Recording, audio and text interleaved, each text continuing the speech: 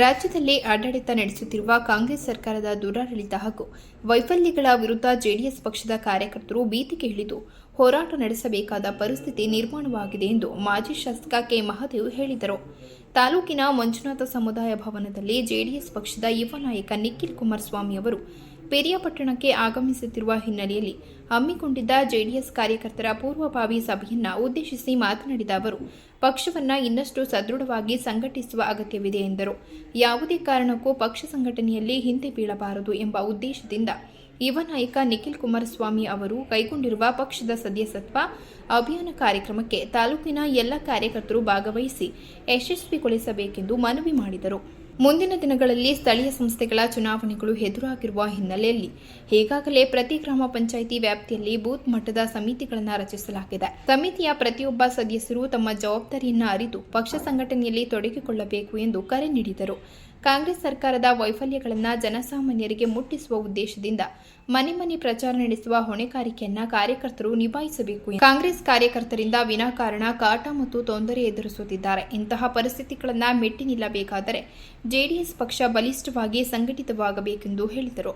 ಮಾಜಿ ಮೈಮೂಲ್ ಅಧ್ಯಕ್ಷ ಪ್ರಸನ್ನ ಮಾತನಾಡಿ, ಜೆಡಿಎಸ್ ಪಕ್ಷದಂತಹ ನಿಷ್ಠಾವಂತ ಕಾರ್ಯಕರ್ತರು ಬೇರೆ ಯಾವ ಪಕ್ಷದಲ್ಲೂ ಸಿಗುವುದಿಲ್ಲ.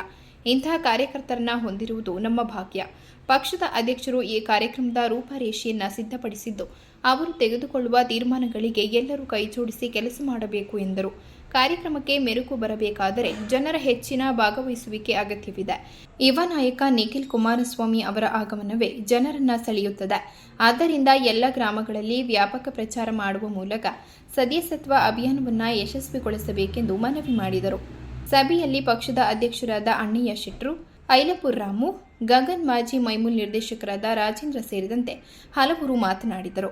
ಈ ಸಂದರ್ಭದಲ್ಲಿ ಮಾಜಿ ಪುರಸಭೆ ಅಧ್ಯಕ್ಷರಾದ ಪ್ರಕಾಶ್ ಸಿಂಗ್, ಮಂಜುನಾಥ ಸಿಂಗ್, ಮಾಜಿ ಸದಸ್ಯರಾದ Niranjan, PC Krishna, union bank ನಿರ್ದೇಶಕ ಹಾಗೂ ಮುಖಂಡರಾದ ಕುಮಾರ್, ಮಾಜಿ ಎಂಡಿಸಿಸಿ ಬ್ಯಾಂಕ್ ನಿರ್ದೇಶಕರಾದ ರವಿ, ನಾಗೇಂದ್ರ, ತಿಮ್ಮನಾಯ್ಕ, ರಘುನಾಥ್, ರಂಗಸ್ವಾಮಿ, ಮಲ್ಲಿಕಾರ್ಜುನ್, ರಾಜು, ಮೈಲಾರಪ್ಪ, ಶಂಕರೇಗೌಡ, ಬಸವರಾಜ್, ಅರಸ್ ಸೇರಿದಂತೆ ಅನೇಕ ಜೆಡಿಎಸ್ ಪಕ್ಷದ ಕಾರ್ಯಕರ್ತರು ಭಾಗವಹಿಸಿದ್ದರು. ಅದರ ಅನುಭವನ ಹಂಚಿಕೊಳ್ಳಬೇಕು ಅಂತಕ್ಕಂಥ ಉದ್ದೇಶದಿಂದ, ನೀವು ಇದರಲ್ಲಿ ಪಾಲ್ಗಾರರಾಗಬೇಕು ಅಂತಕ್ಕಂಥ ಉದ್ದೇಶದಿಂದ ಬರೀ ನಾವೇ ಅನುಭವ ಪಟ್ಕೊಳ್ಳೋದಲ್ಲ, ನಿಮ್ಗಳು ಕಾರ್ಯಕ್ರಮಗಳನ್ನ ಮಾಡ್ತಕ್ಕಂಥ ಅನುಭವ ನಿಮ್ಮೆಲ್ಲರ ಮನಸ್ಸಿನಲ್ಲಿ ಇರಲಿ. ನೀವೆಲ್ಲರೂ ಈಗಾಗಲೇ 3-4 ಚುನಾವಣೆಗಳನ್ನ ಎದುರಿಸಿ ಹೇಗೆ ಹೋರಾಟವನ್ನು ಮಾಡಬೇಕು ಅನ್ನೋದ್ರ ಬಗ್ಗೆ ಎಡವಿದ್ದೀರಿ. ಹೋರಾಟ ಮಾಡಿದ್ರಿ, ಹೋರಾಟ ಮಾಡಿ ಎಡವಿದ್ದೀರಿ.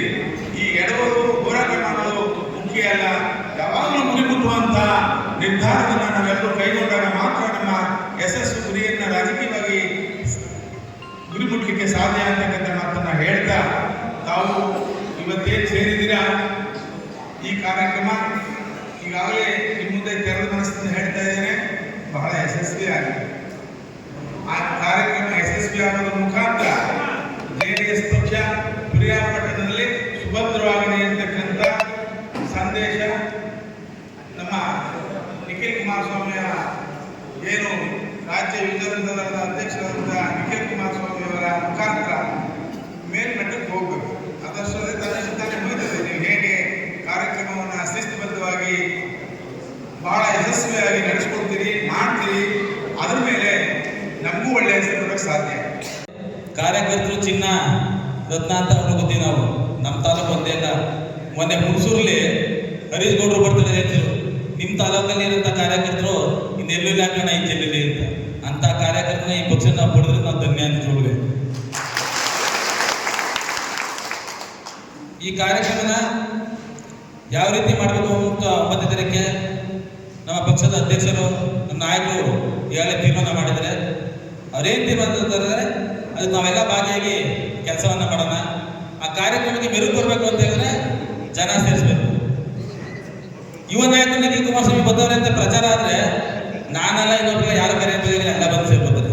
ಆದರೆ ನಮ್ಮ ಪ್ರಯತ್ನ ಪಡೆದ್ರ ಮುಖಾಂತರ ನಾವು ಈ ತಾಲೂಕಿನಲ್ಲಿ ಎಲ್ಲರೂ ಸುಧಾ ಈ ಕಾರ್ಯಕ್ರಮಕ್ಕೆ ಭಾಗವಹಿಸೋದ್ರ ಮುಖಾಂತರ ಏನು ಕಾರ್ಯಕ್ರಮದಲ್ಲಿ ಮಾಹಿತಿಯನ್ನು ಕೊಡ್ತಾರೆ ನಿಖಿಲ್ ಕುಮಾರಸ್ವಾಮಿ ಅವರು, ಆ ಮಾಹಿತಿಯನ್ನು ಪಡ್ಕೊಳ್ಳೋಕ್ಕೆ ಎಲ್ಲರೂ ಸುಧಾ ಭಾಗವಹಿಸಿ ಆ ಕಾರ್ಯಕ್ರಮನ ಯಶಸ್ವಿಗೊಳಿಸಬೇಕು ಅಂತ ಮನವಿ ಮಾಡಬೇಕು. ಇವತ್ತೇನು ಅಧ್ಯಕ್ಷರು ಆದೇಶವನ್ನು ಮಾಡಿದ್ದಾರೆ.